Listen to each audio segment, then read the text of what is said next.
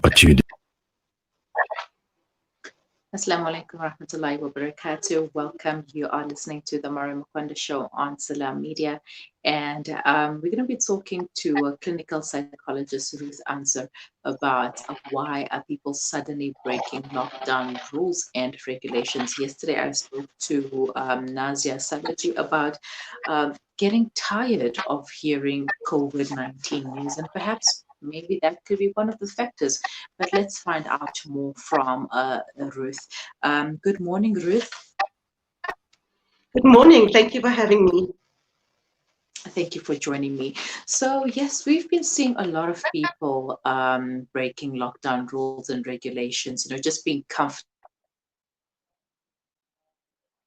are still in lockdown and still have this pandemic to deal with. So, what are some of the reasons that people are breaking these lockdown rules and regulations? I mean, I think it varies from person to person. Essentially, there might be some people who are doing it because they are very concerned about maybe relatives or friends who are very isolated. And so that might be, that might be a reason. But then there are lots of other reasons which might not be so well thought out. You mentioned that it might be people getting fatigue and they are just feeling like they've had enough and they want life to go back to normal. The problem with that is that they are then denying the very real dangers of going out and socializing and seeing other people when our rates of infection are so incredibly high at the moment. So a lot of it can be connected to this sense of just deciding that it's minimizing the danger and feeling like it was not going to affect them. I think the problem is also that the virus is invisible, so we can't see it, and we can't, because there's so many asymptomatic people, we can't we don't know if we've got it and we don't know if other people have it. So it's easier to ignore it and minimize it, which actually makes it even more dangerous. I'm not, yeah. So, True. and a lot of it.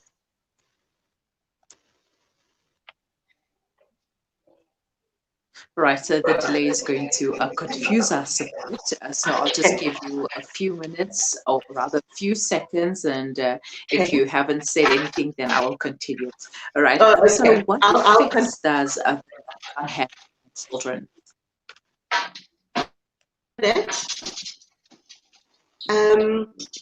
I didn't hear the question. What effects does the lockdown have on children and their need for wanting to go out?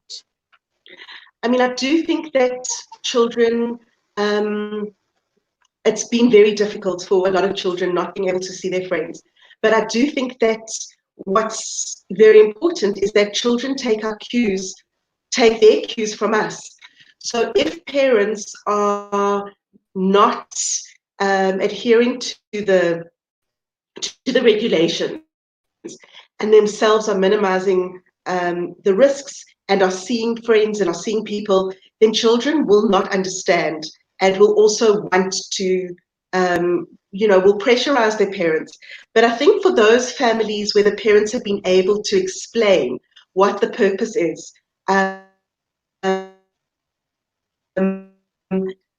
think that children have adapt. I'm not saying it's not easy. I think it can be very difficult, but I do feel that a lot of how the children cope depend on the parents.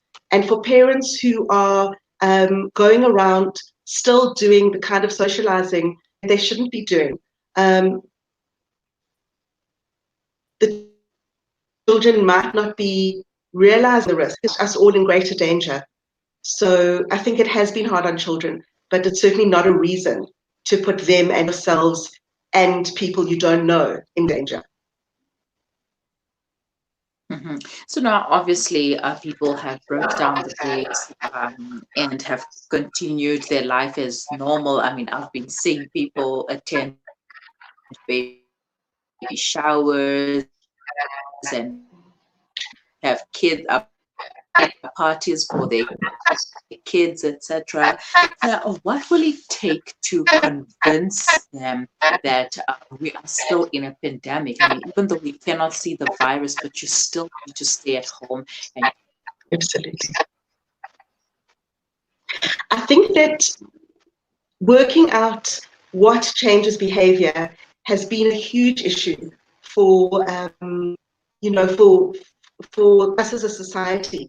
And we know that just because people might know something intellectually doesn't necessarily lead to behavior change. I think that on an individual basis, it might be only when people start seeing and knowing people who've been affected, people who've died, or people who've been really ill, for it to become a reality. Because it seems to be that people are cutting off from, they don't want to hear numbers, and if they hear numbers, they are dismissing them by saying, people die anyway. But I think until it really hits you as an individual, and you can start seeing the impact that this is having, hopefully that will start changing people's behaviors. Unfortunately, that might be too late. So we really need people to start being more emotionally mature and less selfish. And I understand that a lot of it comes from people's anxiety or fear or wanting things to go back to normal. But we don't have the luxury of indulging that. And if you do know people who are having baby showers or having parties for their children, I think it is really important that you don't feel pressurized to join in.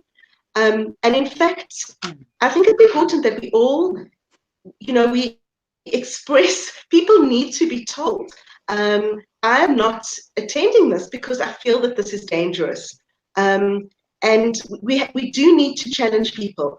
And I acknowledge that this is incredibly difficult because you are dealing with a lot of people's sense of, some people don't want to be told what to do. They feel it's their right to socialize and it's their right not to wear a mask. But actually doing that infringes on other people's rights to actually stay healthy. So I do think that there are lots of things that people do that they don't necessarily want to do. They wear safety belts. They wear clothes when they go out.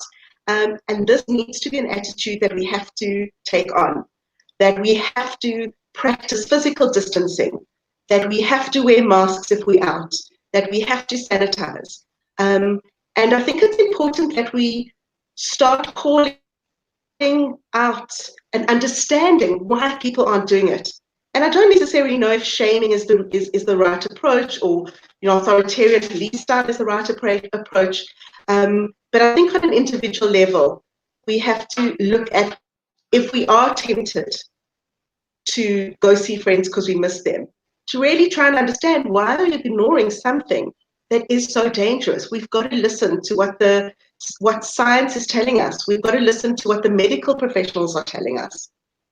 And just to say as well, I think that one of the problems has been, there have been mixed messages, and some of the regulations from government have not made sense. So I think that with that loss of trust, people are kind of throwing the baby out with the bathwater, where because they're annoyed about certain regulations, they say, well, I'm not going to listen to anything, which is also counterproductive.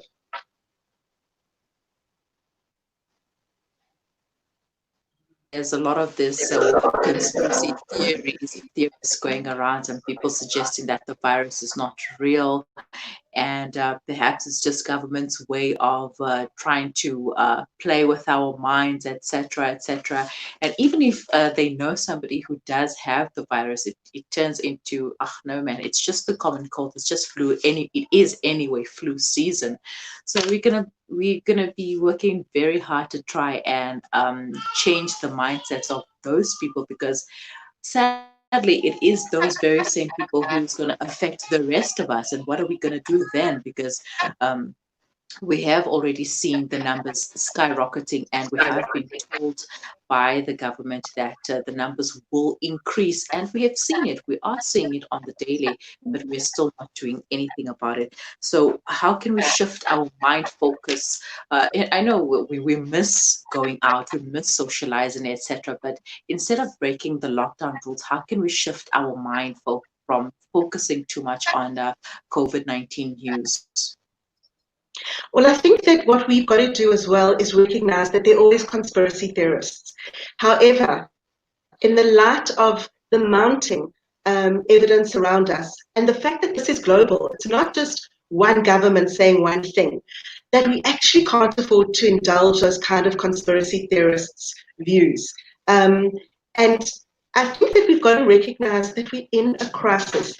And as much as we want things to go back to normal, we've got to adjust and accept that we can't go back to normal at this point because it's just too dangerous. So I think that being able to, we have to kind of reach the mature part of us and say, as much as we don't want our lives to be different and we yearn for the times before this, we have to accept that this is what's happening. And the South African numbers are frightening at the moment, which is why I'm speaking so strongly. I think it was over 10,000 new cases reported, new infections reported in a 24-hour period, which means that the numbers are exponential. I don't believe that anyone can continue dismissing it by saying this is just the flu. The kind of spread, the exponential spread, and the ways that so many people are being affected, and as well as the fact that we don't know the long-term damage. There's so much we don't know. So being able to accept that this is unprecedented, that this is a very frightening time, but we're all in it together and we all need to act responsibly is one way. Unfortunately, we can't comfort people by saying, yes, go out and doing what you're doing, life will go back to normal. We don't know when, but we all have to play our part. And that means not having social arrangements, keep the physical distancing, and just, I'm sympathetic to the fact that people are missing out on celebrations and getting together with other people. But the cost at the moment it's not even just vulnerable people. There are lots of people who seem healthy, who are also dying from this virus. So I think we all need to adjust our mindsets and understand that it is frightening, but that we are required to listen to what the medical professionals and what the scientists are telling us, so that we can get through this as best as possible. And a lot of young people have also died from the disease, so it doesn't make anyone immune to it. So, us thinking No. that this is only something that's going to affect people over the age of 40 or people who have specific diseases, that's not the case. We have seen No. a lot of young people dying from the disease as well. And now, we have seen videos of people fighting not to wear masks inside shops, and we've seen shops saying that no mask, no entry, so they would enter with their mask on and then remove it while inside the shop. And I mean, for what? I think, yeah, I think that do people feel the need to put the other people's lives?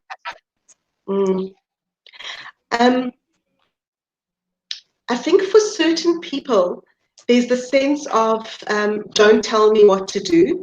And I think also it's become a bit of a, certainly like in the States, where we're seeing lots of these videos, I think it's become a bit political, very political, where you have leaders like Trump saying, masks are a sign of weakness and it's not necessary. And unfortunately, it's become a political statement, which is really quite devastating in the fight against this.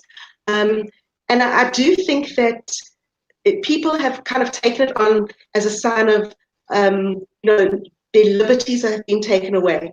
But I do think it's often, sometimes it's an ignorance, and sometimes it's they're trying to make a statement. But I really do feel that it's an incredibly selfish behavior, because wearing masks actually protects the other person more than it protects you. And it's kind of like saying, I don't really care about the people around me.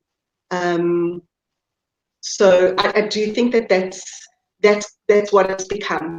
And it's very important. I think that the sense of being, invulnerable or immune because it only happens to other people is very, very dangerous. Because assuming it doesn't happen to you, I think people are very bad at assessing risks. And this virus doesn't discriminate. Of course, older people with, other comorbidities are much more vulnerable, but it doesn't mean they're the only ones vulnerable. And also, we cannot dismiss the fact that it might be more dangerous for vulnerable people, because for each person that it affects, there are loved ones who will be shattered and heartbroken if those people get really ill and if those people die. So I don't think we can dismiss the fact that people who are more vulnerable have more chance of dying. And second of all, there's so much we don't know yet. Younger people are also getting it. Younger people are also dying. That can't be used as an excuse.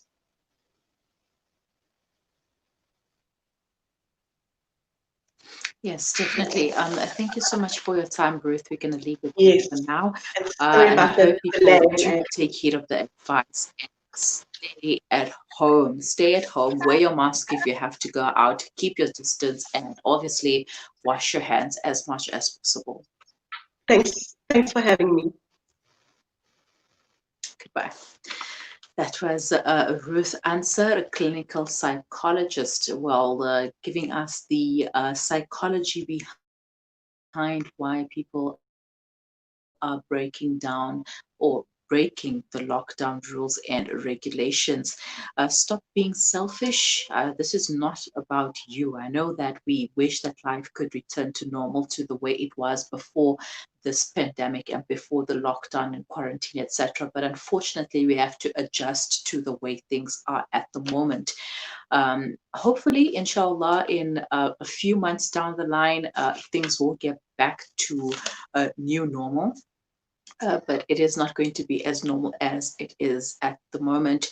So if you can stay at home, please do stay at home. Keep your distance if you go out. Wash your hands regularly, especially when you come back from wherever it is that you went. If you went shopping, come back and wash your hands, sanitize, and be a good Samaritan and have your hands sanitized. Even if it's 100 shops that you have to enter, just do it, because it's for your safety and for the safety of those around you. Think about your family. Think about the people at home that you are living with, and who you are going to be staying with. And if they get sick, what's going to happen then? Because you are putting them at risk every time you go out and you refuse to follow the rules and regulations. It's not a time for partying. It's not a time for social gathering. It's definitely not a time for having kids' birthday parties and baby showers. Because think about all of those people's lives that you are putting at risk. Even there's absolutely no need to be having such gatherings and inviting people and saying, all right, let's have a party and we're going to keep our distance. You stand over there when we take a group photo. No, it's not going to work out. You know that it's not going to work out. So rather do yourself a favor and everyone else around you, keep those parties for a later time. Instead of having a baby shower, you can have a baby welcoming. Instead of having a kid's birthday party right now, you can have it a few months down the line. Instead of celebrating your own birthday, the same with your kid's birthday, just take it all to December and make one hell of a big party to celebrate how you survived COVID-19, how you survived the virus. But yeah, just keep safe and keep washing those hands. And also don't forget, we are not touching our eyes, our noses, and our mouths, because we don't know. The virus could be here. You are listening to the Mari Mukonda Show on Nasala Media. If you have any comments, queries, questions, or suggestions, you can leave them in the comment section below, or you can send them to our WhatsApp number on 061 766 0355. Do stay with us. We will be right back.